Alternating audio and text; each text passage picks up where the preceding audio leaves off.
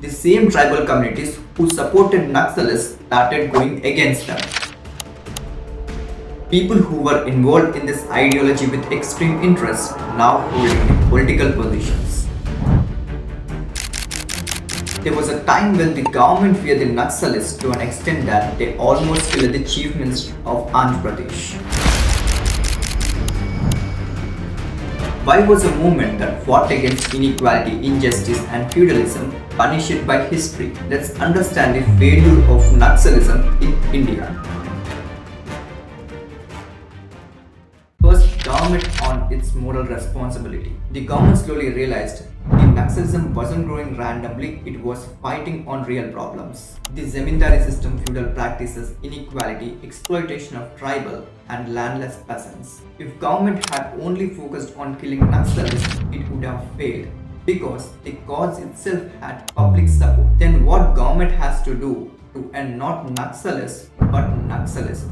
It simply had to do its moral responsibility. The state began addressing the roots of the problem. They brought in laws like Zamindari abolition, acts like the land reforms, the forest rights, SC/ST prevention of atrocities and tenancy reforms. Since 2014, over 12,000 kilometers of road, 360 security camps and 8,500 mobile securities were built across left-wing extremism affected tribal areas. Let me be clear, the government did not transform their lives perfectly or magically. The development was slow, uneven, often flawed. But here is the key truth. Naxalism needed injustice and hopelessness to survive, and the state, imperfectly but steadily, began to reducing exactly those conditions. The government also expanded security operations from Operation Steeplechase to Green Hunt, Operation Prahar and the recent Operation Black Forest. Did they succeed? Between 2014 to 24, violent incidents linked to Naxalism fell by 53%,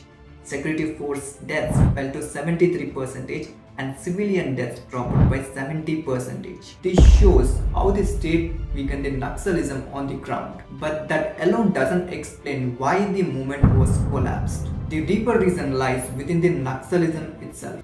Failure to adapt to a changing India. As history has shown again and again, from Darwin to Ambedkar, movements that fail to adapt to changing realities don't survive.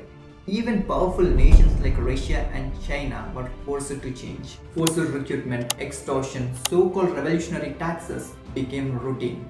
Development was blocked, schools, roads and hospitals were opposed. According to police data, between 2001 and 24 in Buster, 1,851 people were killed. Out of them, 1,623 were murdered by Maoists and 228 died in IED blasts. And guess what? They are civilians. They began killing the very people they claimed to fight for. Rejecting democracy is one thing, rejecting development is another. But for what? Did Naxalism ever show a better alternative? No, that was never going to work because the Naxalism is far removed from the rising aspirations of the country.